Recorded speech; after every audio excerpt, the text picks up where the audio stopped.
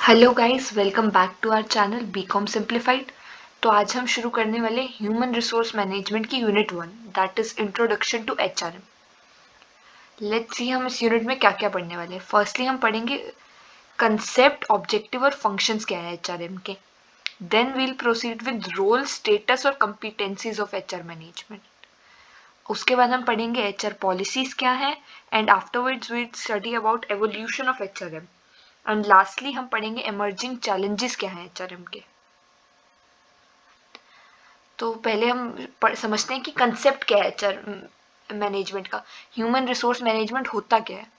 Human resource management refers to the systematic process of acquiring, developing, motivating, maintaining and utilizing human resource in an organization to achieve its objective efficiently and effectively. Human resource management ये नहीं होता कि सिर्फ हमें human को recruit करना है, अपनी ऑर्गेनाइजेशन में लाना है। उसे रिक्रूट करने से लेकर डेवलप करना, मोटिवेट करना, ऑर्गेनाइजेशन के ऑब्जेक्टिव्स को अचीव कराना, ये सब ह्यूमन रिसोर्स मैनेजमेंट का पार्ट है फ्रॉम स्टार्ट टू एंड। और ह्यूमन रिसोर्स मैनेजमेंट एम्प्लॉयज को एक मेयर फैक्टर ऑफ प्रोडक्शन की तरह नहीं देखता, एक सिर्फ काम करने का जरिया नहीं है, वो उनको एक वैल्यूएबल एसेट मानता है। मतलब वैल्यूएबल एसेट मानता है कि हम उसमें जितना ज़्यादा इन्वेस्ट करेंगे उतने ज़्यादा हमारे रिटर्न्स आएंगे। हम ह्यूमन रिसोर्स के खुद की डेवलपमेंट पे भी फोकस करते हैं, जिससे कि हमारी ऑर्गेनाइजेशन के गोल्स अचीव हो सकें एफिशिएंटली और इफेक्टिवली। कुछ ना आए तो एफिशिएंटली और इफेक्टिवली लिखा ना। नेक्स्ट हम पढ़ रहे हैं ऑब्जेक्टिव्स क्या हैं एचआरएम के। हम ह्यूमन रिसोर्स मैनेजमेंट क्यों चाहिए, क्या ऑब्जेक्टिव है इसका? फर्स्ट है अचीव ऑर्गेनाइजेशनल गोल। सबसे इंपॉर्टेंट ऑब्जेक्टिव है कि हमारा ऑर्गेनाइजेशन के गोल अचीव करने के लिए ह्यूमन रिसोर्स मैनेजमेंट चाहिए। उसके बाद हमें optimum utilisation of human resource, हमारे जो वर्कर्स हैं हमें उनका अच्छे से यूटिलाइज करना है, उनकी एक्सपर्टीज को, स्किल्स को, तभी हमें ह्यूमन रिसोर्स मैनेजमेंट की नीड है। थर्ड है एम्प्लॉय सेटिस्फैक्शन एंड डेवलपमेंट। हम मेक श्योर करना है कि हमारे एम्प्लॉय सेटिस्फाई और उनकी भी डेवलपमेंट हो रही है। अगर उनका खुद का भी बेनिफिट हो रहा हो तो और मोटिवेटेड होकर हमारे ऑर्गेनाइजेशन के गोल्स के टुवर्ड्स वर्क करते हैं। फोर्थ है मेंटेन इंडस्ट्रियल पीस। एचआरएम का ये एक और ऑब्जेक्टिव है कि वो मेक श्योर करते हैं कि हमारे इंडस्ट्री में कॉन्फ्लिक्ट्स ना हो, आपस में सब काम स्मूथली हो रहा हो। और लास्ट है एनहांस प्रोडक्टिविटी एंड एफिशिएंसी। हमारी ऑर्गेनाइजेशन में प्रोडक्टिविटी और एफिशिएंसी बढ़े और वेस्टेज मिनिमाइज हो सके।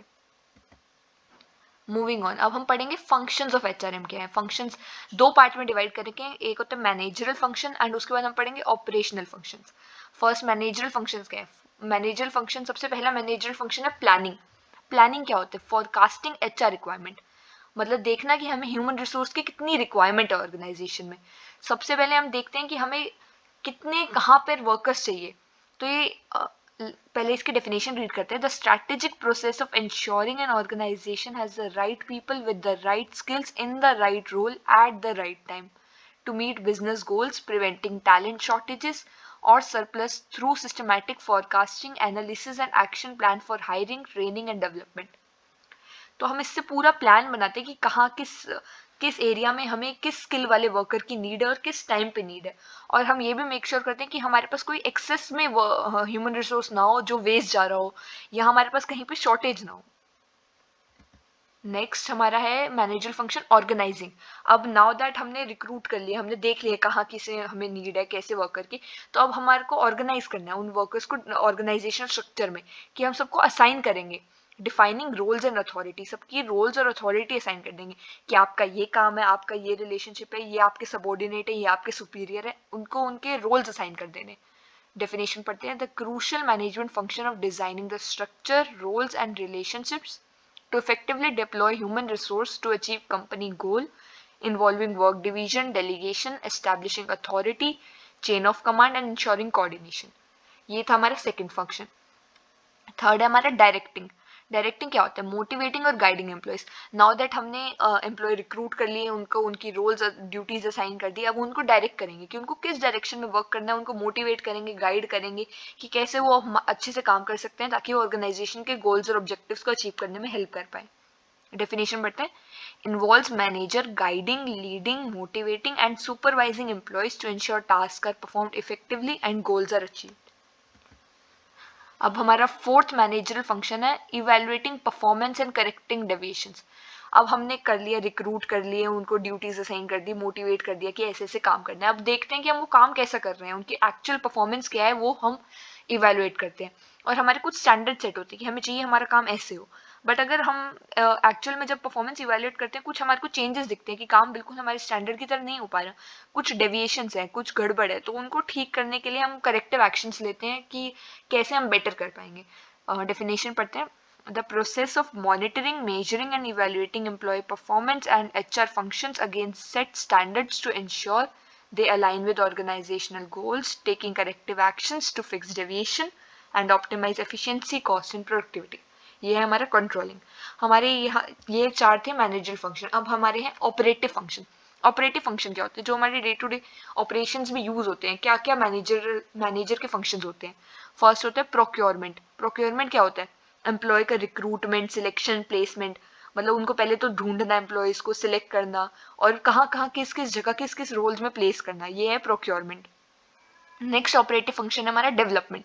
डेवलपमेंट होता है अब हमने एम्प्लॉय को रिक्रूट तो कर दिया, अब उनकी हमें ट्रेनिंग करनी है, परफॉर्मेंस अप्रेजल करनी है, मेक श्योर करना है कि वो ढंग से काम कर रहे हैं और उनको सही से काम समझ आ रहा। टेक्नोलॉजी के अकॉर्डिंग उनको ट्रेन करना, अपने ऑर्गेनाइजेशन के गोल्स के अकॉर्डिंग ट्रेन करना, ये है हमारा डेवलपमेंट। थर्ड है कंपनसेशन।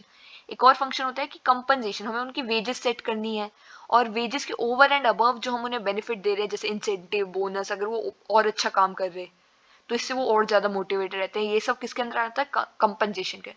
और फिर है फोर्थ है हमारा इंटीग्रेशन।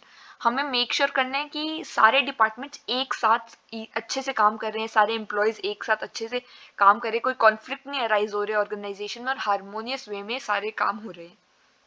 फिफ्थ है मेंटेनेंस। अब हमें मेक श्योर करना है कि सारे एम्प्लॉयज की हेल्थ, सेफ्टी और वेलफेयर को लेकर कि सेफ वर्किंग कंडीशंस हैं, कोई हजार्डियस एनवायरनमेंट में काम नहीं कर रहे, ये हमें मेंटेनेंस के अंदर देखते हैं।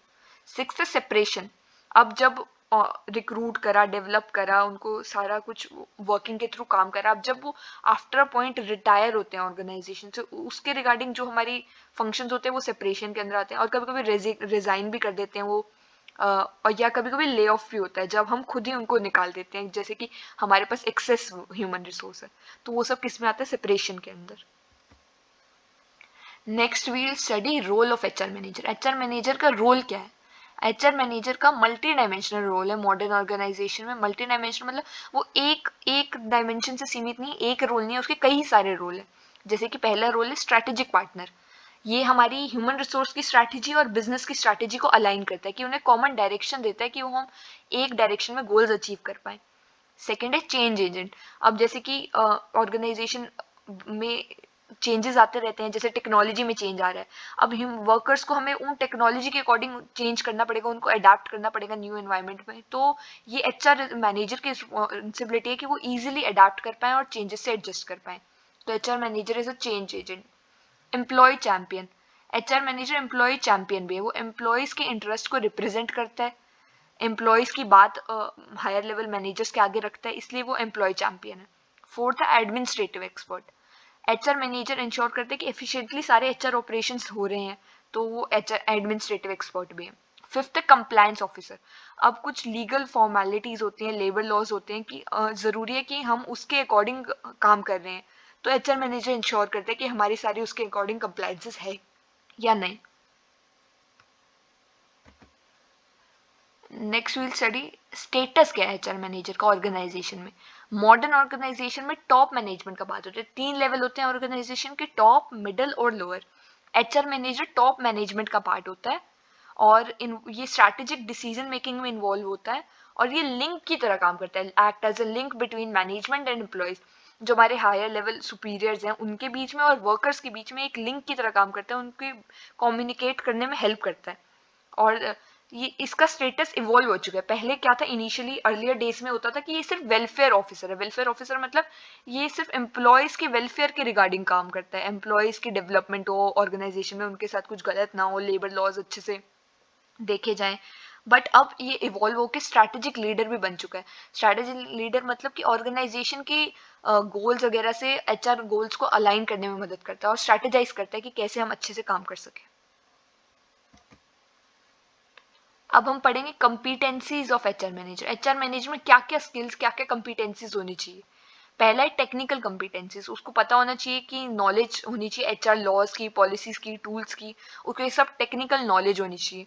सेकेंड है ethical practice and integrity, HR manager honest होना चाहिए, इम्पार्शियलिटी होनी चाहिए और सेंसिटिव इन्फॉर्मेशन कंपनी की, जो हमारी सेंसिटिव इन्फॉर्मेशन है बिजनेस की, वो प्रोटेक्ट करना चाहिए उसको। थर्ड है कॉम्पिटेंसी लीडरशिप, ऑफ कोर्स एक अच्छे मैनेजर की ये उसमें लीडरशिप स्किल्स होनी चाहिए, वो इंस्पायर करना चाहिए टीम को, मोटिवेट करना चाहिए एम्प्लॉयज़ को और गाइड करना चाहिए चेंज इनिशिएटिव्स को। फोर्थ है कम्युनिकेशन, अब एक एचआर मैनेजर में अच्छी कम्युनिकेशन स्किल्स भी होनी चाहिए, जैसे कि वो अच्छा एक्टिव लिसनिंग होनी चाहिए, वो अपने मैसेजेस को क्लियरली कन्वे कर सके, fostering trust and mediating effectively, मतलब वो आके वर्कर्स के बीच में मीडिएट कर सके इफेक्टिवली, उनसे सही से काम करा सके, उनकी बातें सुन सके। फिफ्थ है डिजिटल कम्पिटेंसी, अब एचआर एनालिसिस और एचआर टूल्स होते हैं जिससे हम अच्छे से ह्यूमन रिसोर्स मैनेजमेंट को कैरी आउट कर सकते हैं, तो उसमें डिजिटल कम्पिटेंसीज भी होनी चाहिए, उसको टूल्स और टेक्नोलॉजी की भी नॉलेज होनी चाहिए एचआर रिलेटेड। सिक्स्थ है इमोशनल इंटेलिजेंस, अब एक अच्छे एचआर मैनेजर में इमोशनल इंटेलिजेंस भी होनी चाहिए, जैसे कि एम्पथी होनी चाहिए, उसको अवेयरनेस होनी चाहिए कैसे सेंसिटिव मामलों को हैंडल करना है एम्प्लॉयज के। ये थे हमारी competencies of HR manager. Moving ahead हम पढ़ रहे हैं ह्यूमन रिसोर्स पॉलिसीज क्या है। HR policies, HR policies are formal guidelines that define how HR issues are handled in an organisation.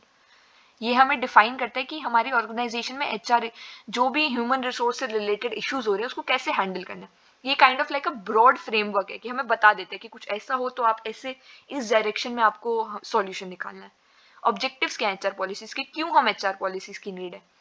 Ensure consistency in decision, हाँ हमारे डिसीजन में consistency रहे, जैसे अभी कोई एचआर प्रॉब्लम आई, ह्यूमन रिसोर्स वर्कर्स के बीच में कोई कॉन्फ्लिक्ट आया और हमने अभी इस डायरेक्शन में डिसीजन निकाला, अब सेम कुछ टाइम बाद प्रॉब्लम आ रही है तो हम कुछ और डिसीजन निकाल रहे हैं, तो ये तो अनफेयर हुआ, कंसिस्टेंसी इन डिसीजन में। तो ये एचआर पॉलिसीज इंश्योर करती हैं कि डिसीजन में कंसिस्टेंसी रहे, हम एक ही तरह के डिसीजन लें। और गाइड मैनेजरल एक्शन, मैनेजर्स को एक गाइड दे देता है कि हमें किस डायरेक्शन में अपने एक्शंस को गाइड करना है, पॉलिसीज के थ्रू हमें एक फ्रेमवर्क मिल जाता है कि हमें इस तरफ काम करना है हमारी ऑर्गेनाइजेशन में। और promote fairness and transparency, again अगर कोई पहले कोई और डिसीजन लिया, अब वर्कर को दूसरी सिचुएशन में कोई और डिसीजन ले रहे हैं, तो किसी के साथ तो ये अनफेयर हो सकता है कि अब डिसीजन हमने बदल दिया, तो ये हमें प्रमोट फेयरनेस एंड ट्रांसपेरेंसी। और lastly support organisation culture, HR policy इसी वे में डेवलप होती हैं कि हमारे ऑर्गेनाइजेशन के गोल्स और कल्चर के अकॉर्डिंग डेवलप होती हैं, तो पॉलिसीज उसको सपोर्ट करने में मदद करती हैं। अब मूविंग ऑन हम पढ़ेंगे types of HR policies. HR policies type क्या है। पहला है रिक्रूटमेंट एंड सिलेक्शन पॉलिसी, पहले तो वर्कर्स को हम जब रिक्रूट करते हैं, सिलेक्ट करते हैं, तो उसके रिगार्डिंग जो पॉलिसी है वो होती है recruitment and selection policy. Second है ट्रेनिंग एंड डेवलपमेंट पॉलिसी, अब जब रिक्रूट कर लिया तो उनको अच्छे से ट्रेन करना, डेवलपमेंट करना, उनकी वेलफेयर में काम करना, तो ये होता है training and development policy. Third है प्रमोशन एंड ट्रांसफर पॉलिसी, अब कभी कभी ट्रांसफ़र भी करते हैं, जैसे कहीं हमारे वर्कर की नीड है किसी और ऑर्गेनाइजेशन में, तो हम ट्रांसफ़र करते हैं, कभी प्रमोशन करते हैं कि वो अच्छा काम कर रहे हैं और हायर लेवल पे अब उनको भेज सकते हैं तो प्रमोशन करते हैं, तो इसके रिगार्डिंग जो जो रूल्स और पॉलिसीज होती हैं वो है promotion and transfer policy. Fourth है कंपनसेशन एंड वेज पॉलिसी, अब हम एम्प्लॉय को जो कंपनसेशन दे रहे, वेज दे रहे, उसका भी कोई सेट पॉलिसी होगी ना कि इतने घंटे काम कर रहे तो इतनी वेज मिलेगी, इस लेवल पे वर्कर है, मिडिल लेवल पे है तो उसको इतनी वेज, लोअर लेवल पे तो इतनी वेज, तो उसके रिगार्डिंग जो जो पॉलिसीज हैं वो इसके अंडर आती हैं। फिफ्थ है हमारा डिसिप्लिन एंड ग्रीवेंस पॉलिसी, अब हमें देखना है कि इंश्योर करना है कि कहीं आपस में कोई कॉन्फ्लिक्ट ना हो रहा हो और उनको कोई ऐसे दिक्कत ना आ रही हो, उनकी ग्रीवेंसेस को रिड्रेस करना और इंश्योर करना कि वो डिसिप्लिन से काम कर रहे हैं, तो इसके अंडर जो जो पॉलिसी आती है वो डिसिप्लिन एंड ग्रीवेंस पॉलिसी होती है। सिक्स्थ है हमारा health safety and welfare policy, अब हमें इंश्योर करना है कि हमारे ऑर्गेनाइजेशन में क्या हेल्थ स्टैंडर्ड्स हैं, सेफ्टी स्टैंडर्ड्स हैं, तो उनके रिगार्डिंग जो पॉलिसीज हैं वो हम इसमें डिफाइन करते हैं। नेक्स्ट हम पढ़ रहे हैं characteristics of sound HR policy. Sound HR policy क्या होती है, मतलब अच्छी एचआर पॉलिसीज के क्या क्या कैरेक्टरिस्टिक्स होते हैं। पहला होता है कि वो क्लियर होते हैं और रिटन होते हैं, मतलब क्लियरली हमने स्टेट कर दिया कि ऐसा होगा तो हम ये करेंगे, मतलब एक डायरेक्शन स्टेट कर दी। और रिटन है, रिटन है तो कॉन्फ्लिक्ट नहीं होंगे, अगर हमने मुंह जुबानी बोल दिया तो उसमें बाद में कॉन्फ्लिक्ट अराइज कर सकते हैं कि कि हमारे पास कोई प्रूफ ही नहीं है, इसलिए क्लियर होने चाहिए, रिटन होनी चाहिए। नेक्स्ट है फ्लेक्सिबल होनी चाहिए और डायनेमिक होनी चाहिए। फ्लेक्सिबल इसलिए होनी चाहिए क्योंकि अब समय के साथ और बहुत सारी चीज़ों में चेंजेस आता है, एनवायरनमेंट में चेंजेस आता है, टेक्नोलॉजी में चेंजेस आता है, तो पॉलिसी रिजिड नहीं हो सकती। हमें उन सिचुएशंस के अकॉर्डिंग, ऑर्गेनाइजेशन के गोल्स भी बदलते हैं टाइम के अकॉर्डिंग, तो उसके अकॉर्डिंग हमें फ्लेक्सिबल और डायनामिक पॉलिसीज बनानी पड़ती हैं और कंसिस्टेंट विद ऑर्गेनाइजेशन गोल्स। अब क्योंकि वो फ्लेक्सिबल और डायनामिक कर दी हमने, अब जैसे जैसे ऑर्गेनाइजेशन गोल्स बदलेंगे तो हमें पॉलिसीज भी उसके अकॉर्डिंग ही कंसिस्टेंटली बदलनी है। लास्ट है फेयर और इक्विटेबल। हमें मेक श्योर करना है कि पॉलिसीज फेयर हैं, सबके साथ इक्वली, कोई इसमें भेदभाव नहीं हो रहा, डिस्क्रिमिनेशन नहीं हो रहा। नेक्स्ट हम पढ़ेंगे evolution of human resource management. With time human resource कैसे इवॉल्व हुआ, इसके क्या की स्टेजेस है। फर्स्ट है हमारा pre industrial era slash earlier era. ये इंडस्ट्रियलाइजेशन से जो पहले वाला टाइम था, labour management was informal, centred on skill, artisans और मास्टर सर्वेंट रिलेशनशिप। जो लेबर मैनेजमेंट के चैनल थे वो इनफॉर्मल थे, कोई ऐसे पर्टिकुलर डिपार्टमेंट या मैनेजर नहीं था इन ह्यूमन रिसोर्स को मैनेज करने के लिए, बस क्या फोकस था मेन मास्टर सर्वेंट के रिलेशनशिप पे। सेकेंड स्टेज है हमारा industrial revolution 19th century. Rise of factories created a need for machine lies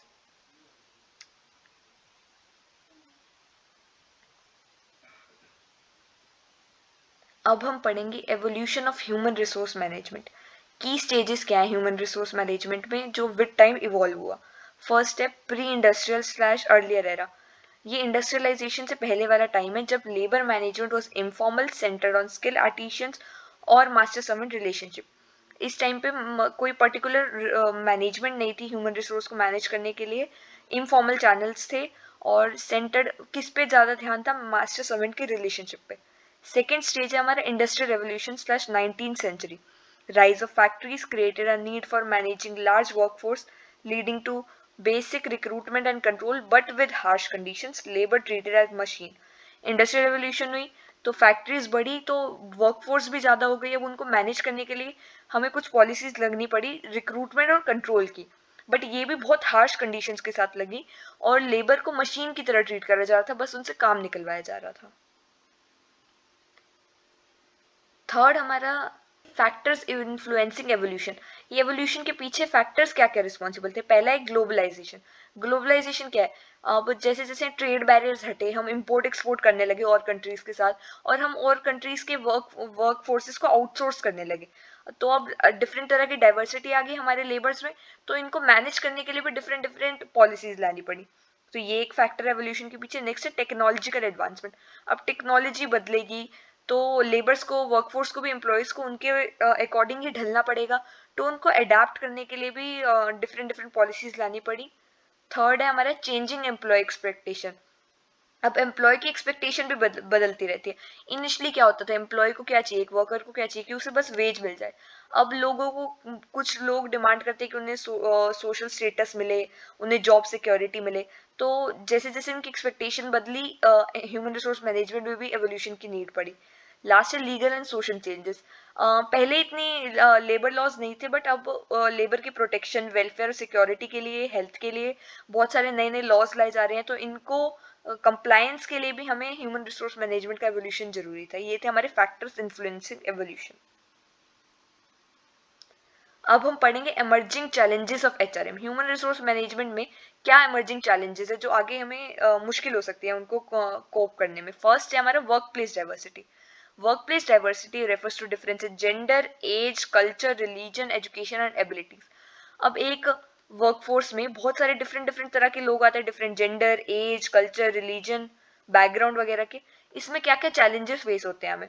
पहला है कम्युनिकेशन बैरियर्स। अब क्योंकि वो डिफरेंट डिफरेंट रीजन से आ रहे हैं, तो ऑब्वियसली उनकी कम्युनिकेशन, उनकी लैंग्वेज डिफरेंट होगी, उनकी एक्सेंट, उनकी बॉडी लैंग्वेज, ये सब में भी डिफरेंस होगा, तो समझने में इनको डिफरेंस हो सकता है, डिफिकल्टी हो सकती है। सेकेंड है कल्चरल कॉन्फ्लिक्ट। बहुत सारे डिफरेंट डिफरेंट कल्चर के लोग आते हैं काम करने एक ऑर्गेनाइजेशन में, मिलके एक गोल की तरफ काम कर रहे होते हैं, तो इस दौरान बहुत सारे कन्फ्लिक्ट भी अराइज कर सकते हैं। नेक्स्ट है डिस्क्रिमिनेशन इशू।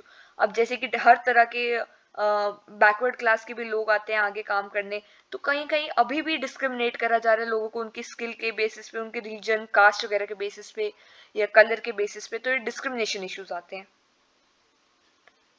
एचआर स्ट्रेटजीज क्या है, हम इनको कैसे कोप कर सकते हैं। फर्स्ट है broaden sourcing.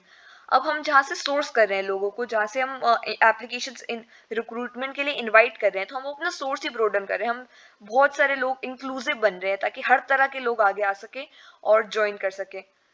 Partner with diverse organisation and use inclusive job description. Next है डाइवर्स इंटरव्यू पैनल्स। अब जो इंटरव्यू लोग ले रहे हैं, अगर हम उनमें भी डाइवर्सिटी लाएंगे तो ही वो विदाउट एनी बायस और फेयरनेस के साथ लोग एम्प्लॉय कर पाएंगे। जैसे कि अगर मैं पूरा का पूरा पैनल में मेल ही रख दूँ तो वो दूसरा पर्सपेक्टिव तो समझ नहीं पाएंगे। तो इसलिए हम हर तरह के डिफरेंट डिफरेंट लोग रखने की कोशिश करते हैं पैनल में, जैसे मेल भी रखा, फीमेल भी रखा, थोड़ा ओल्ड एज एक्सपीरियंस भी रखा, थोड़ा न्यू जेंजी टाइप वर्कर भी रखा। ऐसे लोग इंक्लूड करते हैं कि पैनल में भी डिफरेंट तरह के लोग हो, ताकि ensure fairness by involving varied perspectives, different perspective हम समझ पाए। नेक्स्ट है cultural competency, improve cross cultural communication and understanding। अब हम दूसरे हर तरह के कल्चर्स को समझते हैं और उनकी कम्युनिकेशन इंप्रूव करने के लिए उन कल्चर और रीजन्स को अंडरस्टैंड करने की कोशिश करते हैं। नेक्स्ट है एम्प्लॉय रिसोर्स ग्रुप्स। डिफरेंट तरह के सपोर्ट ग्रुप बनाए जा रहे हैं फॉर शेयर्ड बैकग्राउंड, जैसे कि वुमेन सपोर्ट ग्रुप, LGBTQ+ इनको सपोर्ट करने के लिए ग्रुप्स बनाए जा रहे हैं। नेक्स्ट है celebrate diversity, acknowledge diversity cultural difference celebration. Different different तरह के कल्चर्स और उनके सेलिब्रेशन को एक्नॉलेज करा जा रहा है। ऐसा नहीं है कि सिर्फ एक ही कल्चर के हम सेलिब्रेशंस को मना रहे हैं, बाकी कल्चर्स को हम ध्यान ही नहीं दे रहे। नेक्स्ट इमर्जिंग चैलेंज है हमारा एम्प्लॉय एम्पावरमेंट। एम्प्लॉय एम्पावरमेंट होता क्या है? Empowerment means giving employees authority, responsibility and autonomy. हम एक एम्प्लॉय को डिसीजन काम करने की अथॉरिटी दे रहे हैं, उस काम को जैसे वो कर रहा है उसकी रिस्पॉन्सिबिलिटी और ऑटोनॉमी, फ्री विल है, वो कैसे भी परफॉर्म करे अपने टास्क को। इसके बेनिफिट क्या है? Increase motivation. अब हम एम्प्लॉय को ड्यूटी बांट रहे हैं, हम उसको पावर दे रहे हैं, उसको हाथ में कोई अथॉरिटी दे रहे हैं, तो वो मोटिवेट होता है कि मेरे पे विश्वास करिए और अपर मैनेजमेंट, तो इससे मोटिवेशन बढ़ता है। फास्टर डिसीजन मेकिंग, जैसे कि अब डेलीगेट हो गई ड्यूटी, सिर्फ सारा काम टॉप मैनेजमेंट पे नहीं है, हमने काम बांट दिया, लोगों में वर्कफोर्स में काम बांट दिया, तो अब इससे फास्टर डिसीजन मेकिंग हो रहा है। एक जने को सारे डिसीजन नहीं बनाने पड़ रहे, डिफरेंट डिफरेंट लेवल्स पे काम बांट दिया। नेक्स्ट है इनोवेशन एंड क्रिएटिविटी। अब हर तरह के लोगों से डिफरेंट तरह का इनपुट आएगा, तो इससे कि नए नए आइडियाज बाहर आएंगे, इनोवेशन और क्रिएटिविटी बढ़ेगी। चैलेंजेस क्या है हमारे इसमें? Risk of miss use of authority. अब हमने उनको काम करने की अथॉरिटी तो दे दी, बट वो अथॉरिटी का मिस यूज भी कर सकते हैं, उसको गलत तरीके से भी यूज कर सकते हैं। रेजिस्टेंस फ्रॉम मिडिल मैनेजमेंट, जो मिडिल मैनेजमेंट वो रेजिस्ट करती है चेंजेस, वो रेजिस्ट करती है एक्स्ट्रा ड्यूटीज लाना, क्योंकि उनको लगता है कि ये हम आउट ऑफ हमारे कंफर्ट जोन काम हमें मिल रहा है। रेजिस्टेंस टू चेंज, अगेन हमें कोई नए तरह का काम मिल रहा है तो उनको लगता है कि वर्कर्स को लगता है कि हम क्यों आउट ऑफ द वे जाएं और क्यों ऐसा एक्स्ट्रा एफर्ट डालकर काम सीखें। रेजिस्टेंस टू चेंज है। इनसफिशिएंट ट्रेनिंग एंड रिसोर्सेज, और इन चेंजेस को हम कोप करने के लिए हमारे पास इतनी ट्रेनिंग और रिसोर्सेज भी नहीं है कि हमें नए नए वेज पता हो हर तरह का काम को अथॉरिटी को लेने के लिए। नेक्स्ट है अकाउंटेबिलिटी एंड कंट्रोल, और अब पीपल अकाउंटेबल नहीं होना चाह रहे। अब उन्होंने अथॉरिटी तो ले ली, काम तो कर लिया, बट कोई मानने को तैयार नहीं कि ये डिसीजन हमारी तरफ से था, ये काम हमारी तरफ से, प्रोडक्टिविटी ऐसे कम हुई, तो कोई अकाउंटेबिलिटी लेने को तैयार नहीं है। थर्ड हमारा चैलेंज है डाउन साइजिंग। डाउन साइजिंग क्या होता है? Downsizing refers to planned reduction of workforce to improve efficiency. हम प्लान करके वर्कफोर्स को कम कर रहे हैं, लोगों को निकाल रहे हैं ऑर्गेनाइजेशन से, ताकि हमारी एफिशिएंसी बढ़ सके। जैसे कि हमारे ऑर्गेनाइजेशन में 5 जनों से जितना काम हो रहा, उतना ही काम 4 जनों से भी हो सकता है। तो हम एक एक्स्ट्रा वर्कर क्यों लेके चल रहे हैं? उसको हमें एक्स्ट्रा वेजेस भी पे करने पड़ रहे हैं, हमारा एक्स्ट्रा पैसा भी लग रहा है, तो इसलिए हम डाउन साइजिंग करते हैं। रीजंस क्या है? पहला है कॉस्ट रिडक्शन। अगर हम उनको हटाएंगे एक्स्ट्रा वर्कर को, तो हमारी कॉस्ट कम होगी, उनको हमें वेजेस, उनकी सैलरीज हमें नहीं देनी पड़ेंगी। नेक्स्ट है टेक्नोलॉजिकल चेंजेस। अब जो वर्कर अडेप्ट नहीं कर पा रहा, हम अगर पहले हम थे लेबर इंटेंसिव वर्कफोर्स, अब हम कैपिटल इंटेंसिव बन रहे हैं, हमने मशीन्स लगा लिया, अब हमें कम लेबर की नीड है, तो फिर हम डाउन साइजिंग की तरफ जाते हैं। नेक्स्ट क्या रीजन हो सकता है? Organisational restructuring. हम अपने ऑर्गेनाइजेशन को रीस्ट्रक्चर कर रहे हैं, डिफरेंट डिफरेंट अथॉरिटीज असाइन कर रहे हैं, काम असाइन कर रहे हैं, तो कभी कभी लोगों की नीड कम हो जाती है, तो उनको तभी हम डाउन साइजिंग करते हैं और लोगों को ले ऑफ करते हैं। नेक्स्ट है पुअर परफॉर्मेंस। अगेन अगर आप अच्छा परफॉर्म नहीं कर रहे तो आप हमारी ऑर्गेनाइजेशन पे बर्डन ही हो, इसलिए भी डाउन साइजिंग होता है। लास्ट है न्यू मैनेजमेंट स्ट्रैटेजी। अगर हमारी कोई मैनेजमेंट न्यू हम हायर कर रहे हैं, तो उनका काम करने का तरीका अलग हो सकता है, जो प्रेजेंट वर्कफोर्स से मैच नहीं कर सकता, इसलिए भी डाउन साइजिंग करते हैं। चैलेंजेस क्या है डाउन साइजिंग में? पहला चैलेंज है साइकोलॉजिकल इम्पैक्ट। अब लोगों के मन में डर हो जाता है कि अभी डाउनसाइजिंग कर रहे हैं, इनको निकाला, मेरे फेलो को निकाला, तो अगला नंबर मेरा भी हो सकता है। Anxiety, fear, guilt, low morale, lack of motivation and stress impacting performance and loyalty. अब वो डर के मारे और अपने बैकअप ऑप्शंस भी ढूंढने लग जाते हैं, तो इससे लॉयल्टी भी इम्पैक्ट होती है। नेक्स्ट है loss of trust, cynicism towards management and the company's vision.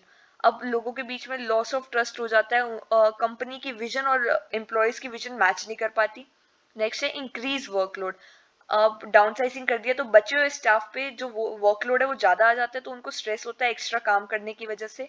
Remaining staff often takes on extra duties leading to burnout. Last challenge है stifled growth, fear of being less, reducing risk taking and innovation.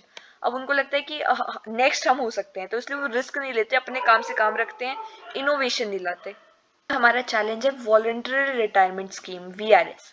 It is a program offered by employers that allow eligible employers to retire from service before the standard retirement age in exchange for a financial compensation package. It is often referred to as a golden handshake. अब एक standard as के बाद लोग retire होते हैं, but कभी कभी वो वॉलंटरली खुद स्टेप आउट करना चाहते हैं, वॉकआउट करना चाहते हैं ऑर्गेनाइजेशन से, और रिटायर होना चाहते हैं उस एज से थोड़ा पहले ही। तो वॉलंटरली वो रिटायरमेंट ले रहे हैं, तो एक उनको कंपनसेशन प्रोवाइड होती है, लमसम अमाउंट प्रोवाइड होता है। जैसे रिटायरमेंट के बाद आपको पेंशन प्रोवाइड होती है, इसमें एक ही बार आपको एक कंपनसेशन प्रोवाइड हो रही है, तो आप इससे वॉकआउट कर सकते हो अपनी एज से पहले ही, रिटायरमेंट एज से। ऑब्जेक्टिव क्या है? Reduce surplus man power. अगर हमारे पास ज्यादा मैन पावर है, तो कोई वॉलंटरली एग्जिट करना चाह रहे हैं, तो उनको हम अलाउ करते हैं ताकि हमारी एक्स्ट्रा मैन पावर कम हो सके, वरना हमें ले ऑफ करना पड़ता है। अवॉइड फोर्स ले ऑफ, यही कि अगर हम वॉलंटरली वो एग्जिट कर रहे हैं तो हमें फोर्स ले ऑफ उनको अगर खुद से निकालना पड़ता है, वो अवॉइड कर सकते हैं। इम्प्रूव प्रोडक्टिविटी, अगर हमारे कुछ वर्कफोर्स ज़्यादा है और वो उसके बिना भी हमारा काम, कम वर्कफोर्स में भी उतना ही काम हो सकता है, तो प्रोडक्टिविटी बढ़ रही है अगर वो खुद से वॉलंटरली वर्कआउट कर रहे हैं। एडवांटेजेस क्या है इसके?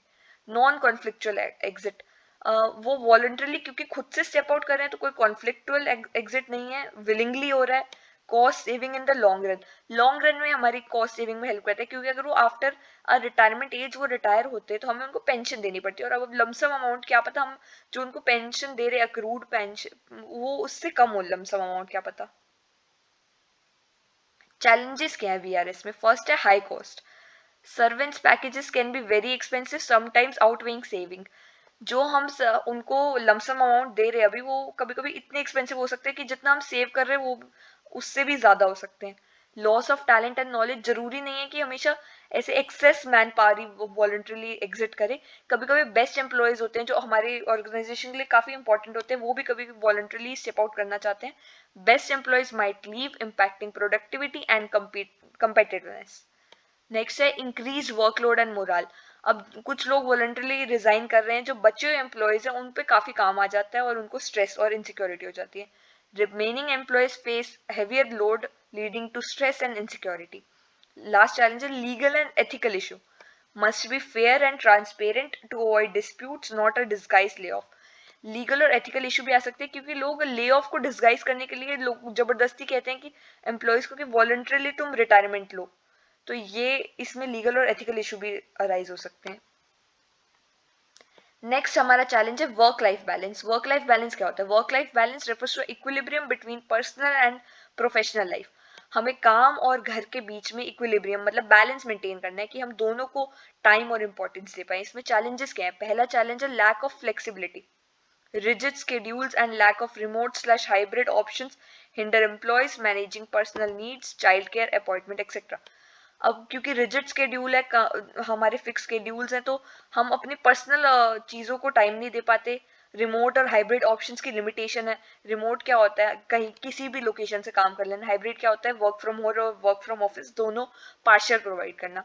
तो इनकी रिजिडिटी है, तो इसकी वजह से हम अपने पर्सनल काम को टाइम नहीं दे पाते। नेक्स्ट है cultural factors, strong family ties especially in some regions can create dual burden for women, home and work, and guilt for men taking time off. अब कुछ कल्चरल फैक्टर्स भी होते हैं, जैसे कोई जॉइंट फैमिली है, उनकी फैमिली टाइज ज्यादा है, या कोई फैमिली में सोल ब्रेड विनर है इंसान, तो वो मेन छुट्टी लेने से कतराते हैं, क्योंकि उनको लगता है कि पूरे घर की रिस्पॉन्सिबिलिटी उन पर है, तो उनको काम करना है।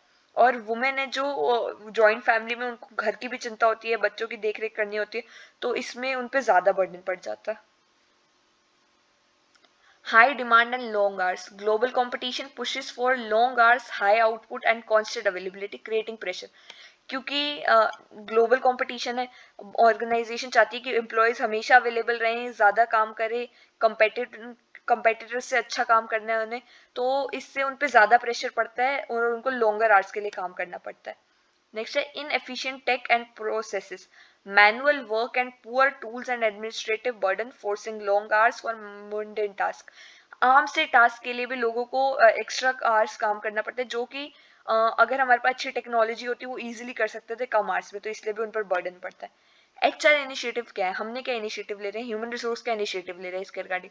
फ्लेक्सिबल वर्क आवर्स प्रोवाइड कर रहा है, रिमोट वर्क पॉलिसीज की, कहीं से भी आप घर से भी काम कर सकते हो, जहाँ पे हो आप उस जगह से आप काम कर सकते हो, लॉग इन कर सकते हो। वेलनेस प्रोग्राम्स, उनकी मेंटल हेल्थ को मेंटेन करने के लिए, पीस मेंटेन करने के लिए प्रोग्राम्स, वेलनेस प्रोग्राम्स अरेंज कर रहा है।